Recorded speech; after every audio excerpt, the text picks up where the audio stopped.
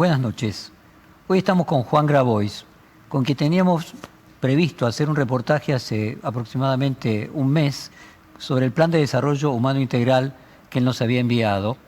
Y bueno, estaba combinado ya con mucha anticipación, incluso yo le envié en este mismo reportaje ese Plan de Desarrollo Humano Integral, se lo di al presidente de la Rural para que te invitara a la Rural, Juan, y pudieran encontrar puntos que rompieran la grieta. Ahora, bueno, no imaginamos que cuando marcamos esta entrevista que íbamos a tener en el medio de la coyuntura la toma de tierras, la retención policial, así que parte de este reportaje tiene coyuntura y parte igual no voy a abdicar de profundizar sobre el plan de desarrollo humano, que tiene muchos puntos en contacto con lo que está pasando, y simplemente para anunciar a la audiencia quiero leer el comienzo del plan, donde él dice qué nos proponemos, y lo que se proponen es crear 4 millones de puestos de trabajo en la economía popular y 170.000 empleos registrados, regulados por convenio colectivo, promover la integración urbana de los barrios populares, el acceso al suelo y a la vivienda social, repoblar la Argentina a través de nuevas ciudades, pueblos jóvenes, comunidades rurales organizadas y cinturones hortícolas protegidos, desarrollar nuevos emplazamientos industriales a través de una planificación territorial que contemple nuevos esquemas de transporte multimodal, encarar la transición energética y desarrollar formas no contaminantes de producción para avanzar hacia un programa de ecología integral. O sea, tiene mucho que ver con lo que se podría llamar desurbanizar el conurbano, y probablemente primero vamos a empezar en el reportaje con las consecuencias que tuvo el exceso de urbanización del conurbano, y luego con, una vez hecho el diagnóstico, cuáles serían las terapias, para los remedios para solucionarla en las próximas décadas. Y tengo que empezar por un tema bien de coyuntura. ¿Por qué desde el gobierno bonaerense, tanto Kicillof, Berni, Larroque, critican a Chino Navarro y a Emilio Pérsico, adjudicándole a los movimientos sociales ser responsables de la toma de tierras recientes? Y no vos, que además fuiste el primero que lo anunció hace bastantes meses, dijiste esto va a pasar. ¿A qué atribuís eso de que solo lo focalizan en ellos y no te colocan a vos en la crítica? En primer lugar, yo lo escuché solamente a Sergio Berni hacer esa crítica o ese planteo. Yo creo que tiene que ver con disputas políticas que vienen de hace mucho tiempo.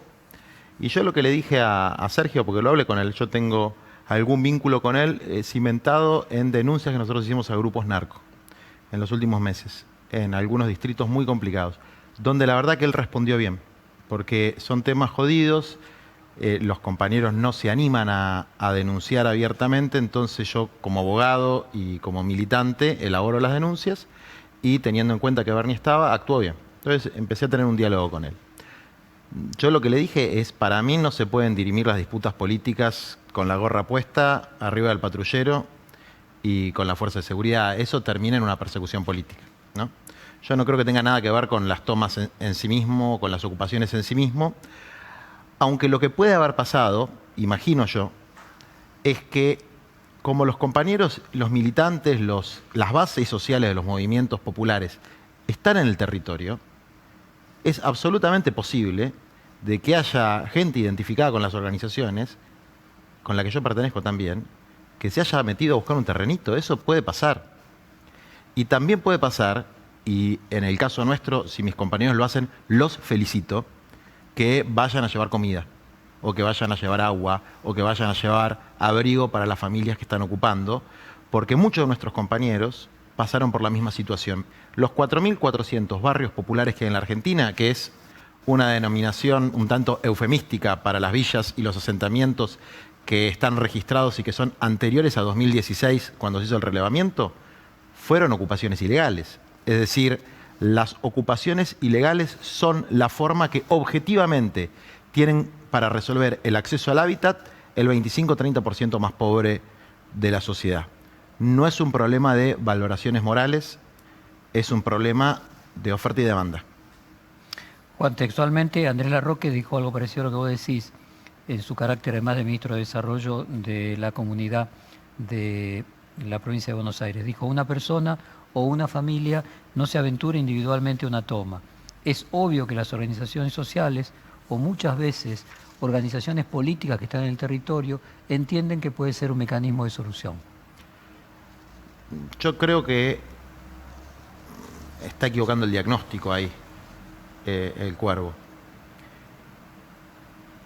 El 90% de las tomas, en mi experiencia, son desorganizadas. No hay una planificación previa.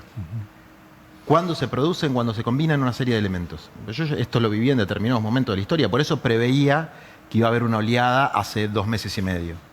Cuando hay un deterioro de autoridad de las fuerzas policiales, donde empiezan las propias fuerzas policiales. Los principales instigadores de las tomas, son las fuerzas policiales. Son los que tienen el termómetro en el territorio, son los que pueden dar un guiño de que no van a reprimir y se montan sobre una necesidad. Es decir, la verdadera causa de las ocupaciones es una necesidad absolutamente incuestionable. El déficit habitacional en la Argentina son 5 millones de viviendas. Alguien que vive en una barriada de Lanús, de Lomas o de cualquier lugar del conurbano o de los conurbanos, un terreno sin papeles vale 1,5 millones de pesos. Nadie tiene esa plata. Entonces, no hay otro destino posible si no hay una intervención en términos de política pública planificada de cómo se va a desarrollar la vida de las generaciones que ya han llegado y las que vendrán después. Por eso, cuando nosotros planteamos el Plan de Desarrollo Humano Integral, lo que estamos diciendo es, hay una crisis de planificación. Es decir, la democracia... Lo que no se planifica se hace espontáneamente. Pero es así. En otras jergas, podría decir, lo hace el mercado de hecho. Lo hace el mercado... A ver, esto es mercado libre, ¿eh? Esto es mercado libre. Es así. La salada es mercado libre.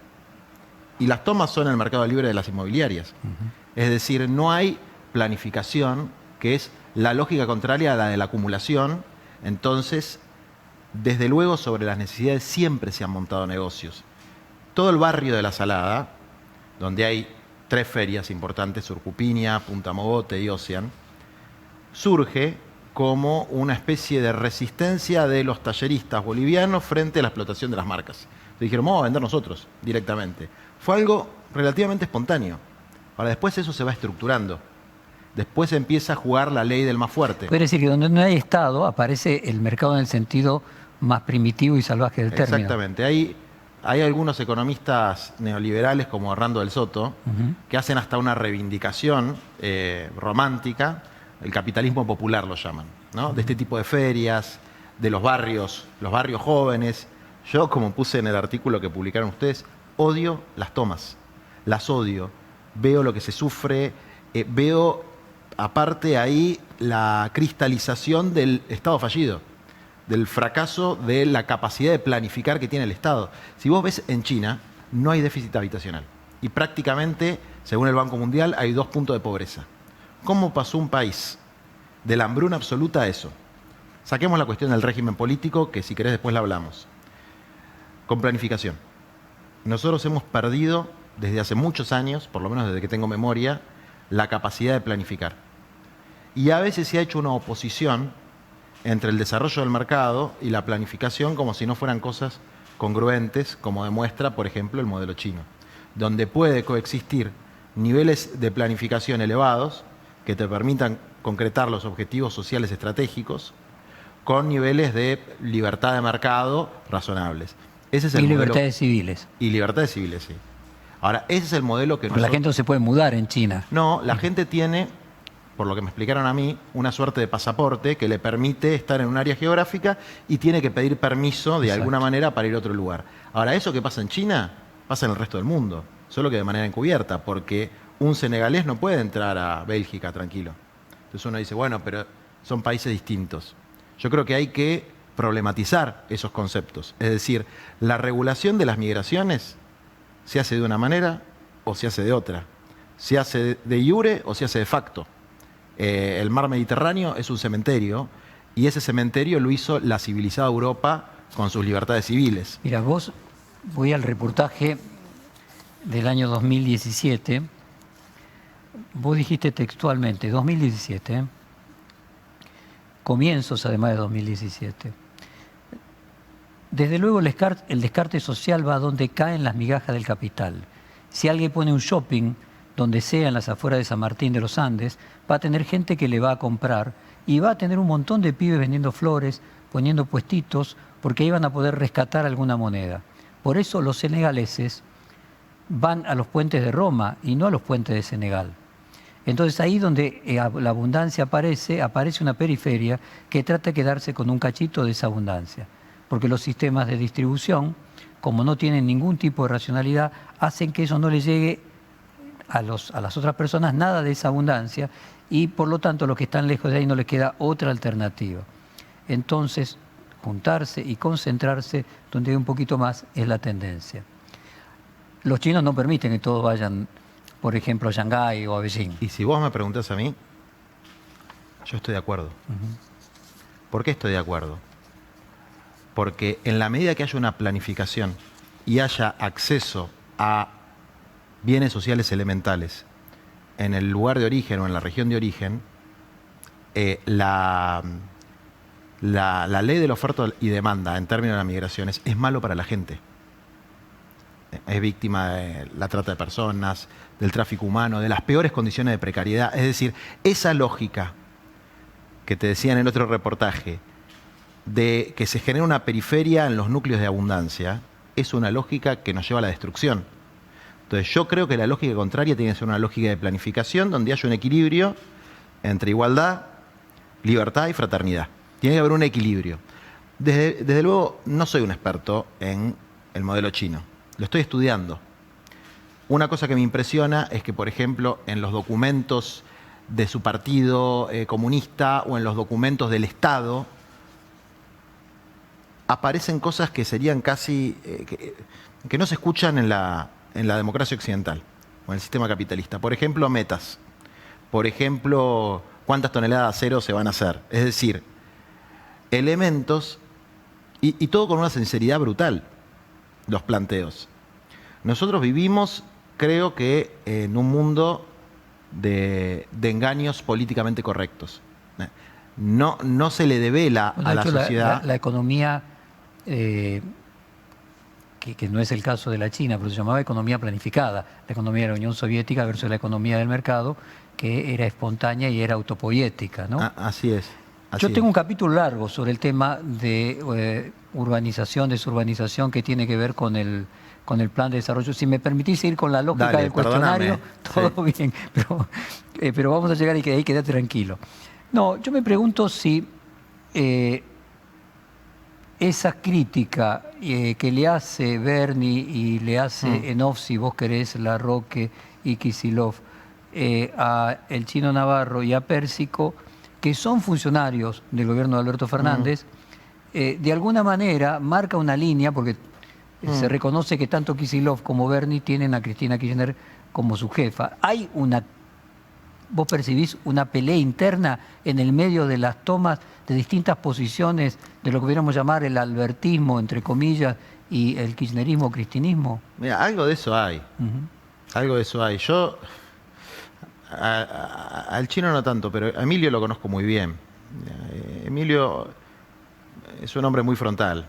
Si va a hacer algo de eso, lo va a hacer a cara descubierta. Entonces, no creo en esa hipótesis de que tengan alguna participación en eso.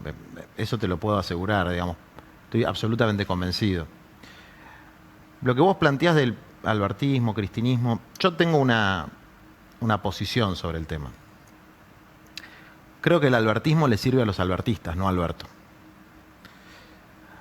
El contrato electoral establece que Alberto es una figura de equilibrio en una coalición inestable, con una orientación general pactada, que podríamos resumir en llegar a todos empezando por los últimos, ¿no?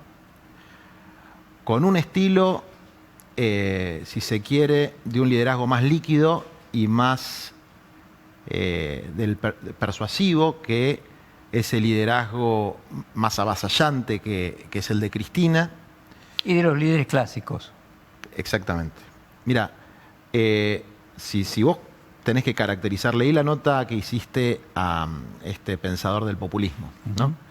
La palabra populismo tiene una carga valorativa negativa. A Ballon, al director de la Escuela de Ciencias Sociales de París. Exactamente. Liderazgos como los de Cristina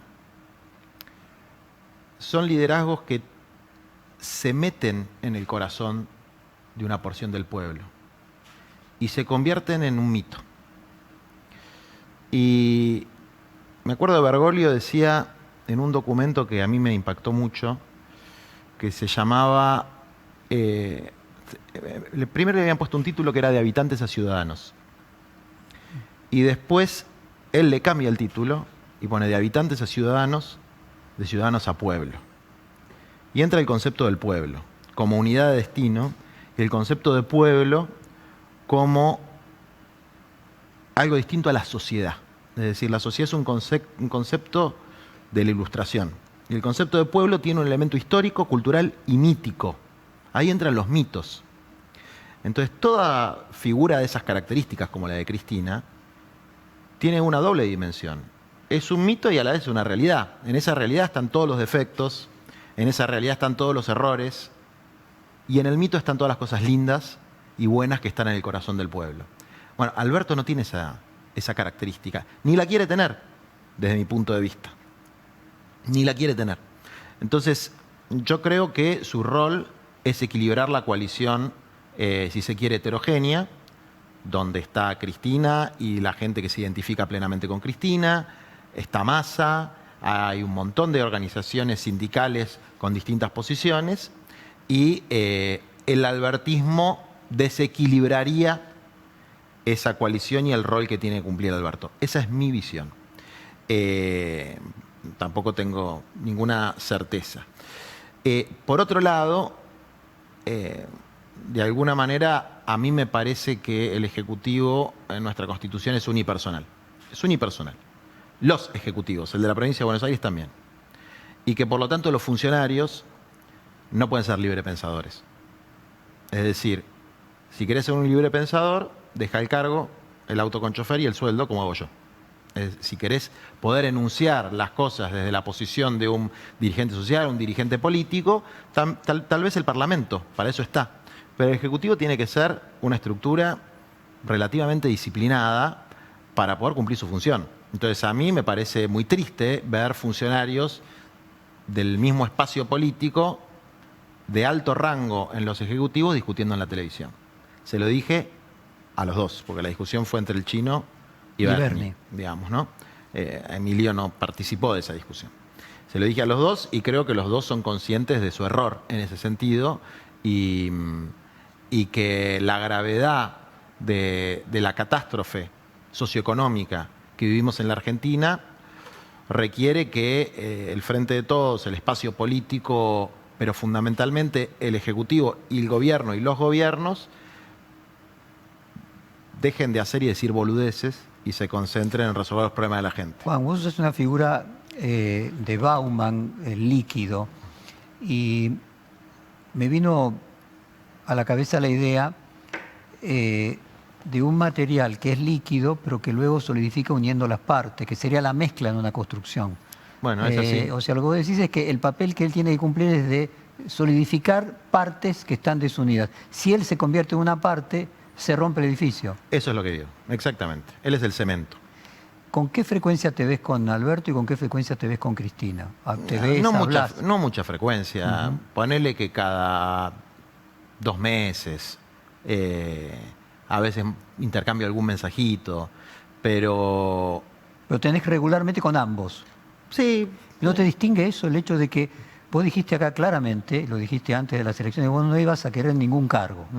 Digo, ¿no te distingue eso que la diferencia que tiene tanto Pérsico como el Chino Navarro es que, bueno, ellos son funcionarios del gobierno, vos no tenés esa responsabilidad, entonces podés interactuar con unos y otros con otra libertad? Eso es así. Nosotros en los movimientos tenemos una especie de crisis de identidad, ¿no? Cierta esquizofrenia. Entonces, a veces somos dirigentes políticos, a veces somos dirigentes sociales, a veces somos sindicalistas, a veces somos funcionarios del Estado. Y bueno, tiene que ver con la complejidad de la sociedad actual. Yo creo que uno de los grandes problemas que tenemos para terminar con la grieta real es que hay una crisis de representación sectorial. No como en el 2001, que era política, que era nadie quería a nadie. No, acá tenés un 30-35% fácil que se identifica con Macri, un 35-40% fácil que se identifica con Alberto Cristina. Es decir, la representación política es muy sólida. Lo que no hay es representación sectorial. Los sindicatos y los movimientos sociales estamos divididos, no representamos a los trabajadores. Las cámaras empresarias no representan a los empresarios y, por lo que yo conozco de la mesa de enlace, tampoco representa a todos los trabajadores de la tierra, campesinos, pequeños productores, medianos productores y grandes productores. Si hay un problema de representación que te impide, ¿qué? Hacer una paritaria. Es decir, establecer un criterio de justicia distributiva.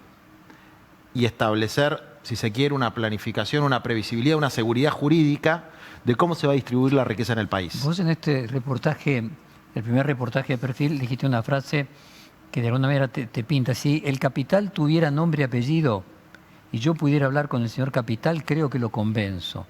El problema es que son un montón y que cada uno hace su negocio. Eso es lo que estoy tratando de decir. Bueno, decime, vos decís que no tenés ningún cargo. Ahora, Lilita Carrió te acusa de ser el vocero del Papa y haberle enviado un mensaje al Papa a través del arzobispo de Buenos Aires, Mario Poli, pidiéndole que pacifique lo de las tomas y tranquilice la situación que para ella está a punto de explotar. ¿Podés aclarar una vez más tu relación con el Papa? Bueno, tu vocería vos me del la habrás Papa. escuchado muchas Sí, veces, ¿no? Es algo bastante jorobado esto de que te atribuyan posiciones que no son las tuyas o roles que no son el tuyo. Hay una cosa que me pasó con el diputado, o no sé si es diputado Eduardo Amadeo, el otro día salió en Clarín y yo le respondí. Sí, vos hiciste un derecho a réplica. Me parece que es muy Que deshonesto. Nobleza Obligada te publicaron, ¿eh? ¿Qué? Que Nobleza Obligada te publicaron. Me publicaron, sí, y les agradecí. Era una carta dirigida a mí, en la que este hombre, como suele suceder, él explicaba cuál era la posición de Juan Grabois y le respondía la posición ficticia que él, de alguna manera, me atribuía a mí. Y lo mismo pasa con los roles. Te atribuyen determinados roles con el objetivo de anular al otro. En el caso de Elisa Carrió, yo creo que ella tiene, como le pasa a muchos dirigentes que conocieron a Bergoglio personalmente, una especie de complejo de frustración, ¿no? Bueno, a él le tocó ser papa y a ella le tocó ser una política medio pelo más de las que hay en la Argentina y le cuesta asumir ese rol de actor de reparto en el sainete de nuestro país. Hay envidia. Hay envidia, sí, hay envidia. Hay envidia y hay una necesidad de enlodar todo lo noble, todo lo que ha logrado trascender la mediocridad, nuestra mediocridad, de la que yo soy parte. Pero el Papa Francisco no. Él está tratando de hacer otra cosa. No está en la interna del no está PJ. En la toma, promoviendo las tomas de tierra. No está promoviendo las tomas de tierra. Lo peor es que al decir, ya da por asumido que yo promuevo las tomas de tierra. Lo cual es una gran mentira. Yo no solamente no promuevo las tomas de tierra, odio las tomas de tierra, sino que promuevo una alternativa que ella no promueve. Y yo digo, yo tengo un plan. ¿Cuál es el suyo? ¿Cuál es el suyo? Carrió firmó una ley cuya redacción, vamos a decir, el 60% de la redacción fue de este servidor, que fue la Ley Nacional de Barrios Populares, que dicho sea de paso, es una expropiación masiva. Declara de utilidad pública y sujeto a expropiación no sé cuántos macizos de tierra, pero donde están 4.400 barrios populares. Me acuerdo que tuve una discusión con Cristina, que Cristina me entendió y me ayudó. ¿Cómo va a hacer esto con el macrismo? No podría salir un gobierno popular, un gobierno de centro izquierda, porque te dirían que vas contra la propiedad privada. En cambio, a la derecha de Macri, ¿qué hay? No hay nada. Es la única posibilidad que tenemos de sacarlo. Y eso lo negociamos nosotros con el macrismo. Estuvo Rodríguez Simón, estuvo Quintana, estuvo Carolina Stanley, estuvo Marcos Peña en esa negociación. Gente con la que me llevo, con algunos más o menos y con otros muy mal. Pero nosotros tenemos una perspectiva que trasciende quién está en el gobierno. No, y el plan plantea soluciones. Y ahí vamos. Sí. Y déjame seguir con el cuestionario. Dale. ¿Vos crees que, independientemente de lo que plantea Carrió, que estamos en una situación en el conurbano por la acumulación de problemas, por la propia pandemia, que una chispa puede encender una situación en la que se desmadre todo? No. No. Creo que estamos en una situación donde hay un embudo que se va achicando. el embudo, va entrando todo, ¿viste? Se va atorando. El embudo sanitario, el económico, el psicológico, cognitivo, como diría Manés, ¿no? El agotamiento. Ahora se le suma el tema policial. Entonces, hay presión, hay presión. Creo que el gobierno hace algunas cosas muy bien, otras cosas regular y otras cosas mal para administrar esa situación. Creo que la gente de nuestro pueblo, los más pobres, tienen mucha conciencia de la importancia de cuidarse a sí mismo y cuidar al otro en términos sanitarios y en términos alimentarios. Y que eso es una reserva organizacional de nuestro pueblo en la que nosotros contribuimos mucho. Y también creo que la gente va a aguantar. Pero tiene que tener una perspectiva. Por ejemplo, la retención de tareas que está sucediendo en la policía. ¿No se puede explicar como parte del mismo síndrome? Es decir, vos tenés una situación que ya venía con varios años de recesión, viene una pandemia, son trabajadores esenciales, al mismo tiempo son las personas que tendrían que reprimir las tomas que se producen también, porque como hay una pandemia, las personas tienen miedo al hacinamiento, buscan otro lugar. Es decir, no estamos dentro de un síndrome donde se rompe un órgano, los otros empiezan a tener que trabajar más para complementarlo y se rompen de lo que llamas embudo. Hay algo de eso también. A ver, ¿qué es lo que pasa para mí con la policía? Se combinan varios elementos. Un elemento es que el sueldo de la policía se compone de tres. Su sueldo, propiamente dicho, los adicionales que hacen, por ejemplo, en el fútbol, bueno, perdieron los adicionales, y las changas, ilegales o semilegales, que son generalizadas. Los bingos, la protección. Bueno, se les acabó durante varios meses eso, solamente quedaron con el sueldo y eso generó un clima.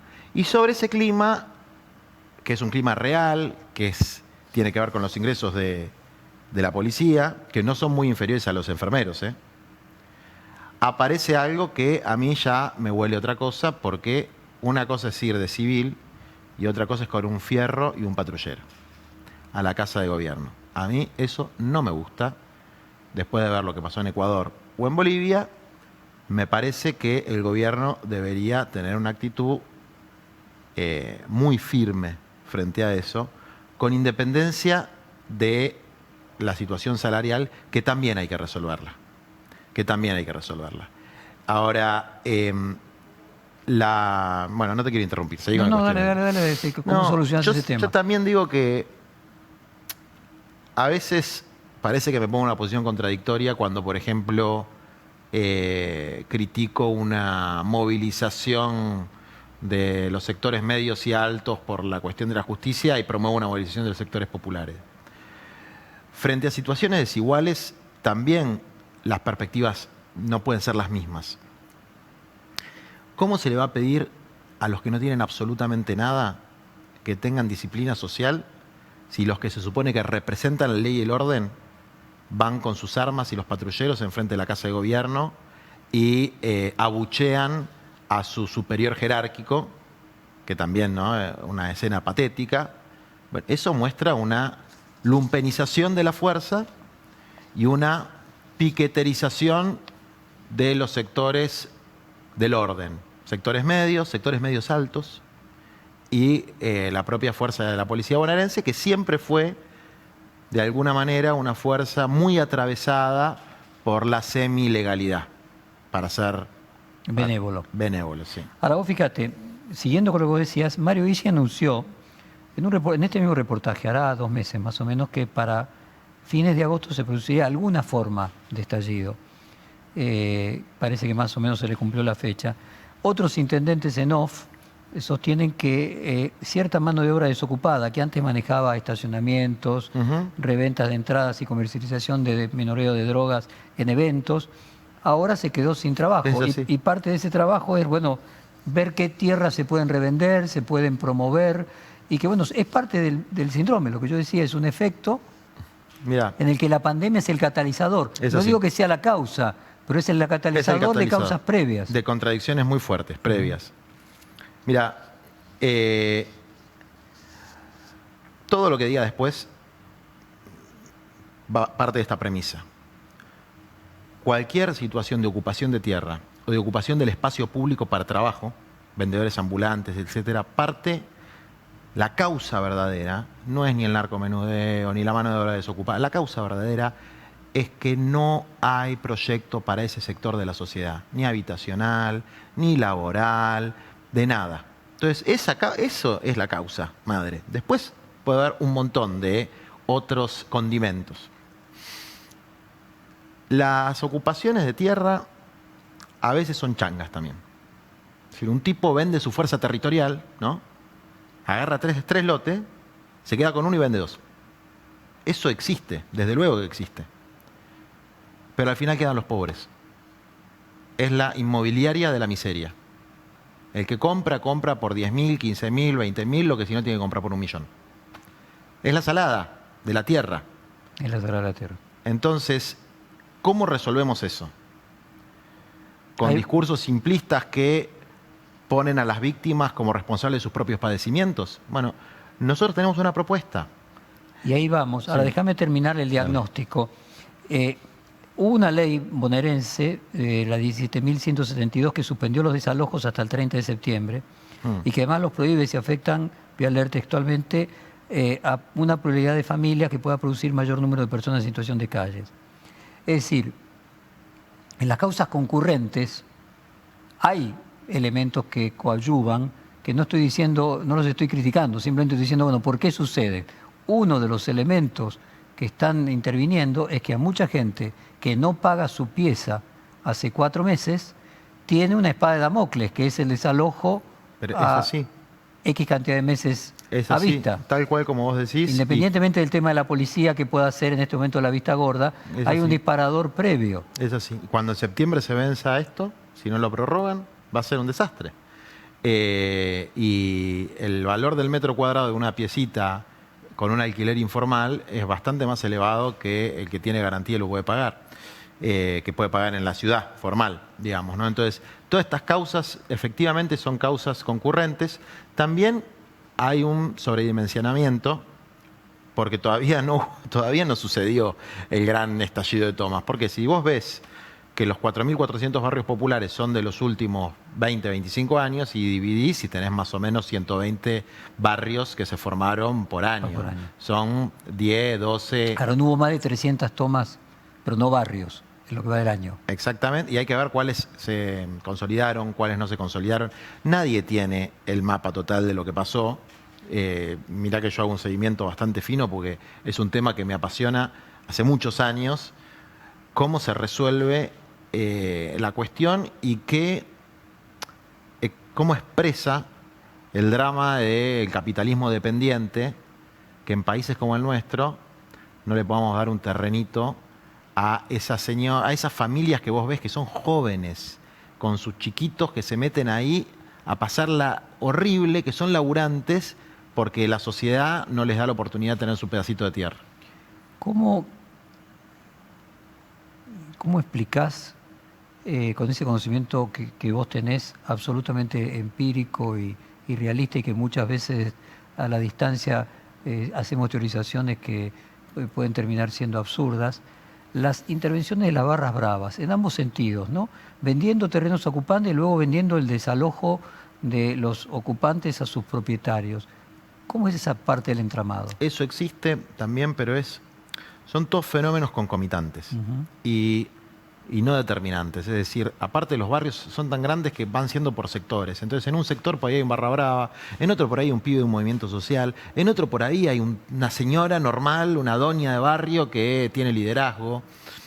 No hay una especie de procedimiento estandarizado. No existe. Estamos hablando de poder. En un caso puede ser el poder de la fuerza, en otro caso el poder de la mente, en otro caso el poder ético de la señora. Así es. Liderazgo de distintas características. De distintas características, tal cual. Es así. De los cuales hay positivos y negativos, ¿no? Hay liderazgos positivos y hay liderazgos negativos. Lo que yo a veces le planteo a la gente que no le gusta nuestro laburo es que nosotros somos la última barrera contra el narcotráfico. Si prefieren a los narcotraficantes, mátennos a nosotros. Ahora, no hay otra cosa. Mira, te voy a contar una cosa que Me dijo una compañera que está en el área de urbanización de barrios. Le han mandado a muchos intendentes y gobernadores para que presenten proyectos de urbanización de los barrios y de lotes con servicio. No se los piden. Es decir, es algo que la política abandonó. A ver si lo podemos poner en contexto. Vos dijiste en aquel reportaje del 2017, vuelvo a leer otro párrafo tuyo, como abogado defendí muchas veces situaciones de ocupación de terrenos y siempre los más virulentos frente a las ocupaciones de terrenos eran los vecinos del terreno de al lado, que no eran precisamente la oligarquía. Para completar el multicausal, tiene lógica que el intendente y los que viven en ese lugar sean los que más se oponen, porque luego tienen que, en alguna medida, o pagar o compartir los servicios, las cloacas, las calles, es decir, implica un esfuerzo fiscal para el que está allí, que si no viene el Estado Nacional a solucionárselo, que siempre llega tarde y precariamente, parcialmente implica un costo fiscal para ese intendente y un costo fiscal para los vecinos, que tienen que pasar a solventar el costo de capital de todos los servicios necesarios para ese barrio. Mira, es tal cual como vos decís, y para los vecinos implica otra serie de costos, ¿no? Deterioro de su calidad de vida, depreciación de sus propiedades. Ahora, el tema es que si todo el mundo mira para otro lado y dice, sáquenme esto encima, y la verdad es que hay una cuestión que es más un problema de física que de ideología. Cuando el espacio no alcanza, la gente busca otro espacio.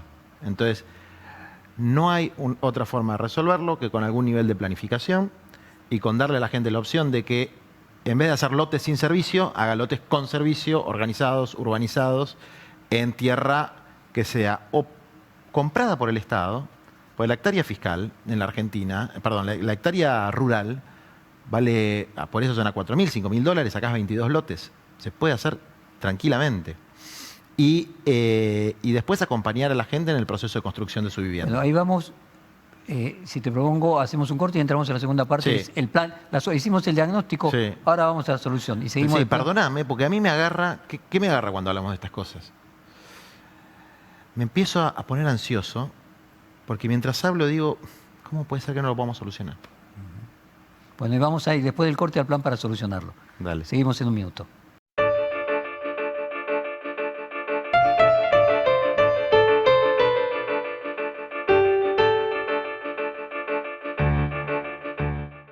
Nacimos en Argentina, crecimos en Latinoamérica y nuestro mercado es el mundo. Arcor, alimentando momentos mágicos.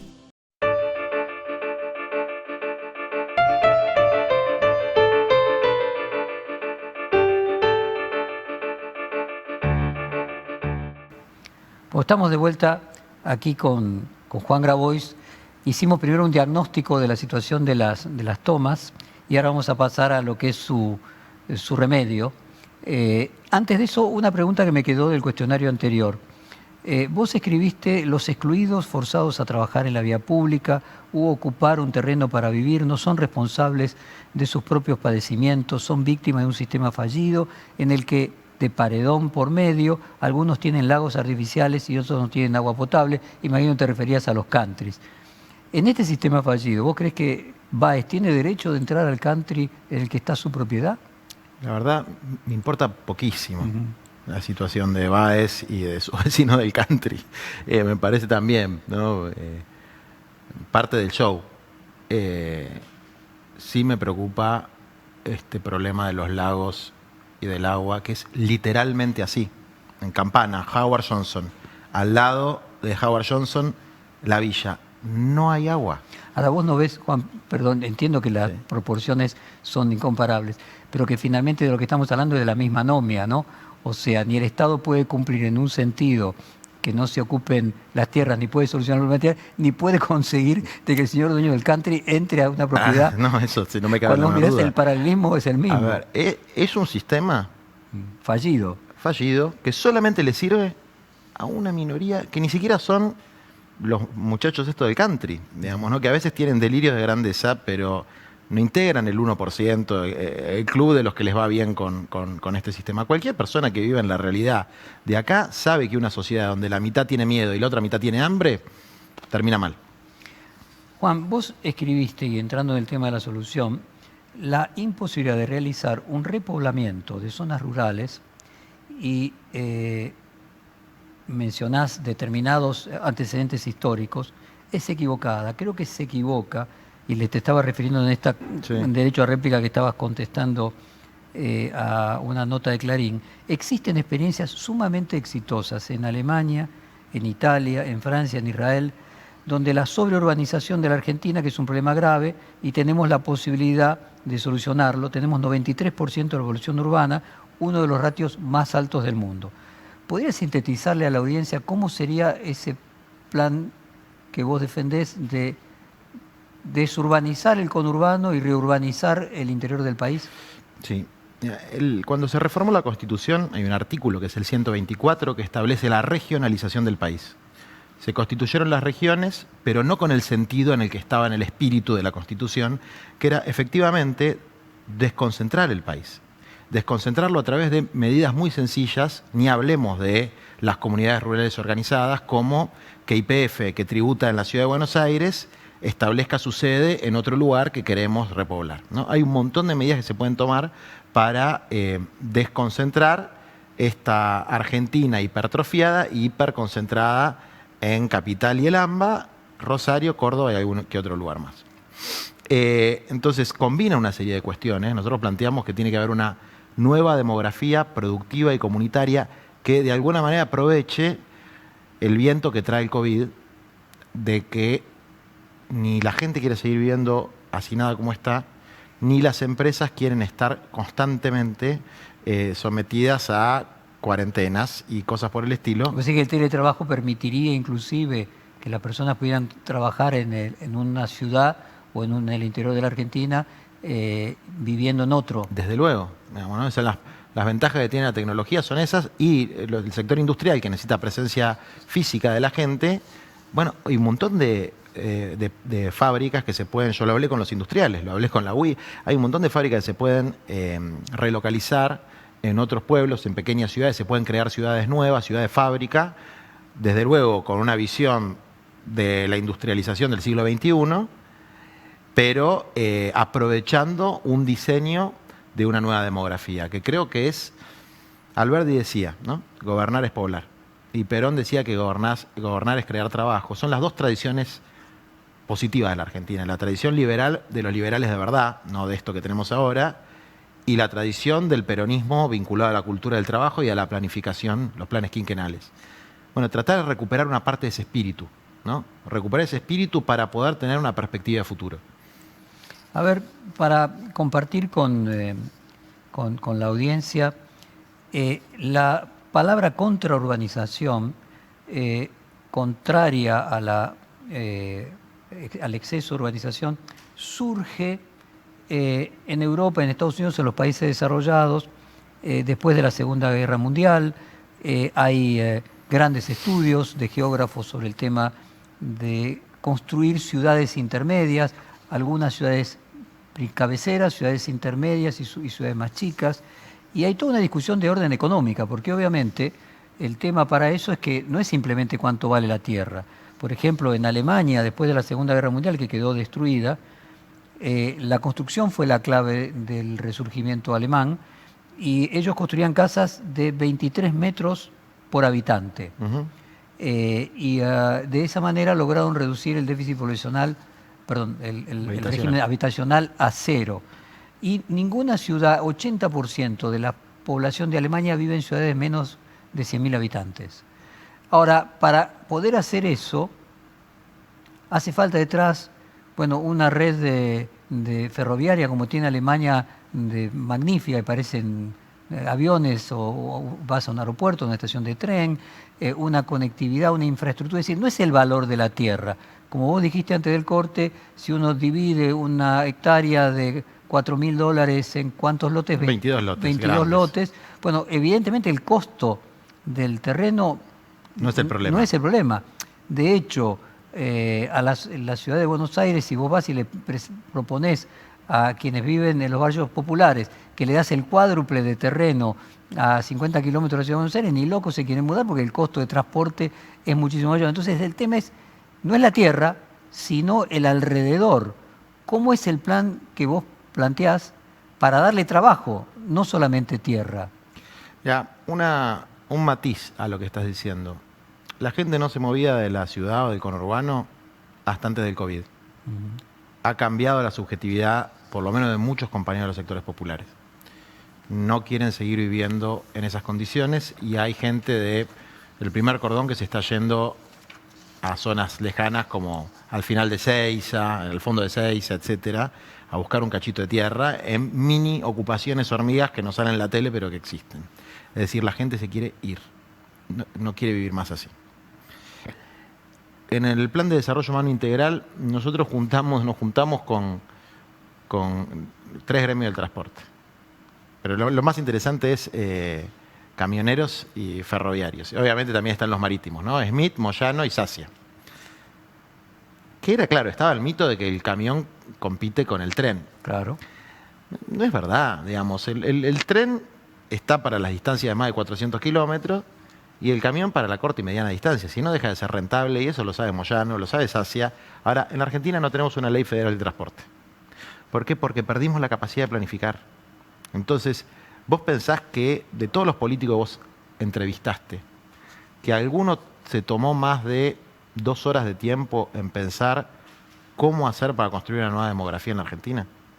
Están tapados por la coyuntura, están tapados por el día a día y están tapados también por la cultura del espectáculo, que impide el desarrollo de pensamiento estratégico, táctico y ejecutivo. Yo decís que existe una oportunidad a partir de la pandemia que cambia la subjetividad, a partir del teletrabajo, para que en las próximas décadas Argentina solucione su problema crucial, que es el conurbano. Así es. ¿Te imaginas eso en la Argentina de 2040? La distribución geográfica distinta, no esta mega urbe, que no es un problema solo de Argentina, es un problema de todos los países subdesarrollados. En el subdesarrollo viven todos alrededor de una ciudad. Es así, la Argentina es particularmente agudo el problema. Recién hablábamos un poco de Brasil, o sea, la hiperconcentración de la Argentina es particularmente aguda y la Argentina es el 8º país más grande del mundo. Y debe ser el 3º o 4º más hiperurbanizado en términos de concentración. Nuestra población rural dispersa es menor al 7%. Es decir, que no está agrupada en pueblos, ¿no? Y la agrupada también es muy chica. ¿Por qué pasó esto y cómo lo podemos revertir? Bueno, creo que el tema. Bueno, ahí está el tema de que aparecía como paradoja que coincidía con Susana Jiménez, que decía que había que darle tierra a la gente que vive en el conurbano, en el interior de la Argentina. Claro, a veces las cosas no importa tanto el qué, sino desde qué lugar se dice y con qué intención, ¿no? El medio es el mensaje. Claro. Si es para despreciar a la gente. Si...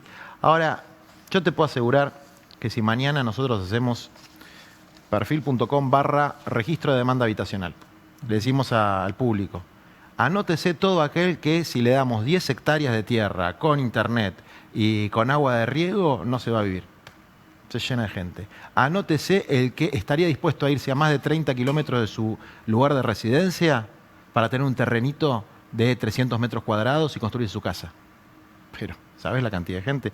Pensé muchas veces en hacerlo. Lo que pasa es que no quiero generar una situación, ¿no? de una tensión, expectativa no satisfecha. De una expectativa no satisfecha. Pero pensé muchas veces en hacerlo para mostrar la demanda que hay de la gente de tener un proyecto de vida, la desesperación que hay. Yo cada vez que hago en un medio, sobre todo en esos medios que miran los compañeros nuestros, en Crónica, en Canal 9, me llama cualquier cantidad de gente, decir, decime dónde está el terreno y me voy. La gente no quiere vivir más así. Entonces hay una energía que podría ser canalizada hacia la construcción de un proyecto de país donde el trabajo, desde luego, que es parte de la epopeya de reconstruir y reconfigurar la demografía de la Argentina. ¿No temes de que para la política, vos describías muy bien, con un sentido muy realista, los negocios que se crean alrededor de la pobreza como efecto secundario, que el conurbano, controlar el conurbano es controlar electoralmente el país, o sea que la concentración del conurbano sea difícil de modificar para algunos políticos acostumbrados a que controlando esa área se controla electoralmente el país? ¿Una pérdida de poder? Yo creo que el maquiavelismo de la política está sobredimensionado. Que no son tan inteligentes. No, nadie tiene ninguna estrategia. Es todo inercia. Es la inercia. Y la democracia se va erosionando y la vida social se va erosionando. No es que... El problema son las implosiones constantes que hay. Juan, entonces déjame colocarlo en el que me parece que es el tema de fondo y quiero leer dos párrafos de aquel reportaje nuevamente, el primero que te hice hace ya casi 4 años. En uno tenía que ver con la población. Vos decías, hay un sector de la sociedad que desde el punto de vista de la necesidad de capital, si se tirara una bomba y mueren todos, te estabas refiriendo a esta cantidad de población de descarte, sería mejor, porque no es funcional para el proceso de producción ni de circulación, es antifuncional, incluso disfuncional en algunos casos, es un costo, lo miran como un costo más. O hay que poner plata en la policía, o hay que poner plata en asistencia para garantizar la paz social. Y luego agregabas en el tema del trabajo, o sea, yendo a la teoría del Papa, de esa parte de la población que parece un excedente innecesario que sería mejor que no existiese. Pues dijiste, aún si hubiera una distribución, y voy a hacer una aclaración, esto estaba primer año de Macri, donde Macri anunciaba pobreza cero. Y vos decías que Macri se equivocaba porque, aún si hubiera una distribución tipo ingreso universal garantizado, no se soluciona el problema de la exclusión. Porque el problema de la exclusión está íntimamente vinculado con el trabajo. El trabajo tiene una dimensión objetiva que es el mango que uno gana y una dimensión subjetiva. Se puede resolver el problema del ingreso, pero no resolver el problema del trabajo.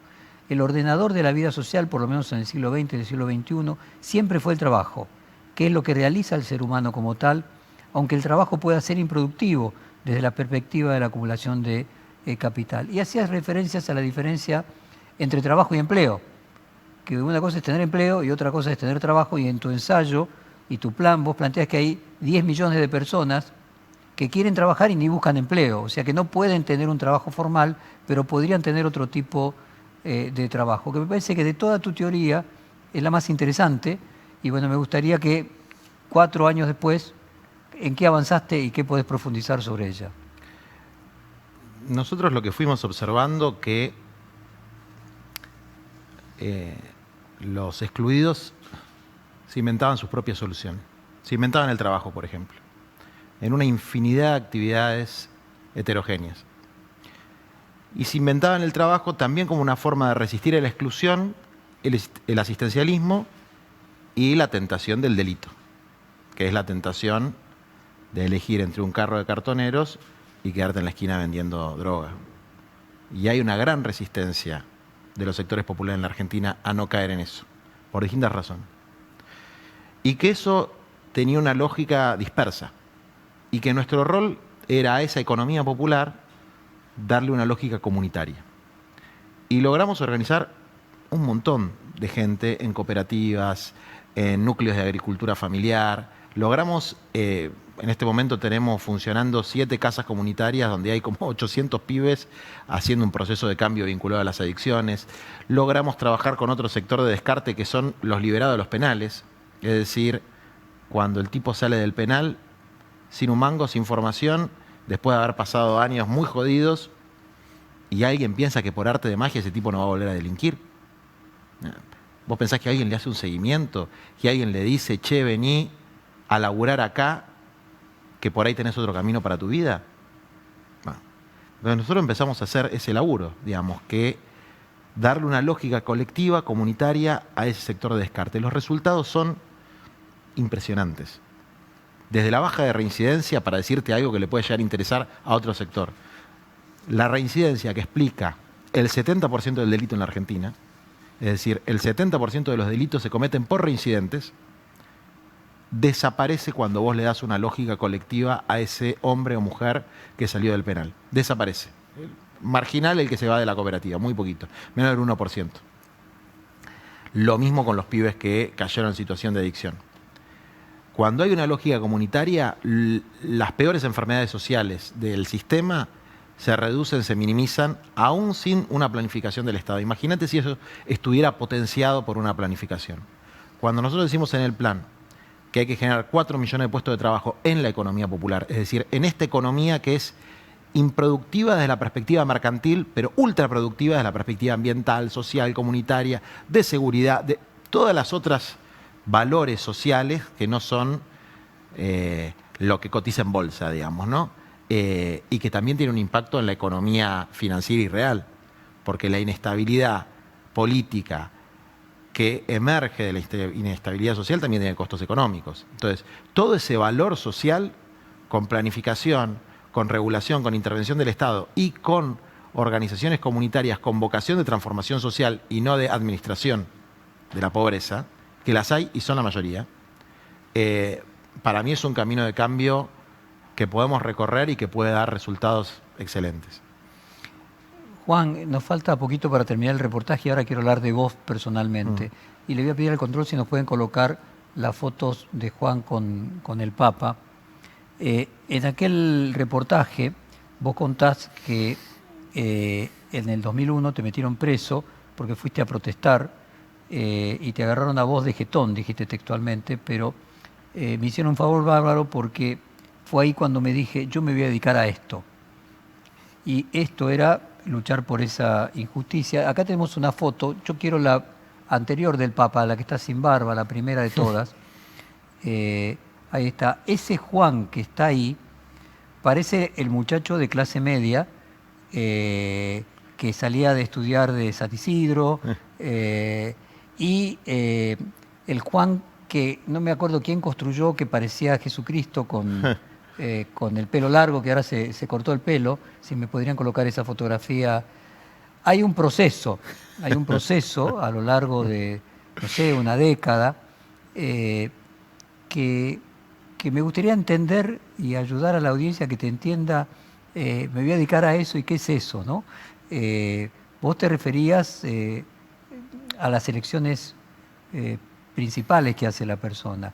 ¿Hay algo parecido a lo que vos elegís que tiene que ver con un cura? ¿Sos un cura laico? ¿Cómo explicarías? Yo, por ejemplo, veo esta evolución, te hago el prólogo para que puedas pensar tu respuesta para que sea bien densa. Yo me acuerdo las fotos de Gandhi siendo abogado, habiendo estudiado en Inglaterra, estaba vestido de jaqué. Y luego cuando Gandhi empieza a representar al pueblo hindú, se viste como el pueblo hindú. Entonces lo que veo en la foto del primer Grabois y del último Grabois es que lo que hay es una mimetización con la gente que representa. Algo de eso hay seguro. No tiene mucha planificación. El physique du rôle no tiene mucha planificación. También hay una mimetización con eso, también está siempre la tentación de, como te decía en el corte, de comerse el personaje que otros relatan, ¿no? Que es una especie de terrorista islámico criollo. Pero sí hay una mimetización, es cierto, digamos. Yo creo que yo siempre también me gira siempre en la cabeza el tema de la corrupción. ¿Por qué la actividad más noble, que es la política, es decir, pelear, luchar, dedicar tu vida para tratar de construir una sociedad mejor, por qué esa actividad que es la más noble es un nido de corruptos o genera tanta corrupción? Bueno, por un lado es cierto, está de alguna manera sobredimensionada esa corrupción en relación a la corrupción económica o otro tipo de corrupciones, porque el Estado está bajo ataque, ¿no?, de los sectores del capital. Pero por otro lado hay una cuestión de los privilegios, hay una cuestión de no tener claro dónde hay que poner el corazón, hay una cuestión que lo decía también el Papa, parafraseándolo a Mujica, que si te gusta mucho la plata, mucho, dedícate, sé un empresario, un artista, no te dediques a la política, que es un trabajo de servicio. Entonces, como es un tema que a mí me interpela, ¿cuál es mi forma de pelear contra eso? renunciar a los privilegios.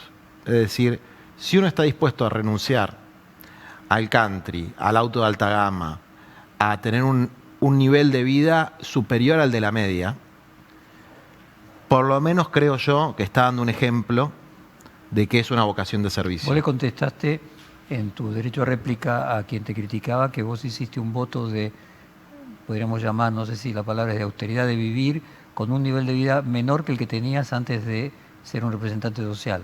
Eso sí, eso sí. Es así, y eso sí fue una decisión mía, de mi... ¿Ahora qué dice tu señora y tus hijos? No, Porque a mí yo me puedo rebancan. entender en el caso de un cura que su decisión es sola, es la de él. Claro. Mira, mi compañera era mi novia del secundario. Y mi primer hija la tuve a los 19 años, así que hicimos toda la vida juntos y las opciones que tomamos las fuimos tomando juntos. Y yo veo que mi familia es muy feliz y que somos privilegiados de una manera distinta a la que por ahí son privilegiadas otras familias, y reafirmo mis opciones de vida. Sobre todo en lo que tiene que ver con tener una vida simple, ¿no? Después sí hay mucha carga y mucha presión. Perdóname, me gustaría que nos pusieran la foto de él con los senegaleses en un carro policial. Cuando vos decías esto de la imagen de una especie de talibán, que era cuando digo, hay un poco de Che Guevara también en eso, ¿no? O sea, Y bueno, son nuestros héroes. Uno siempre se quiere parecer a sus héroes.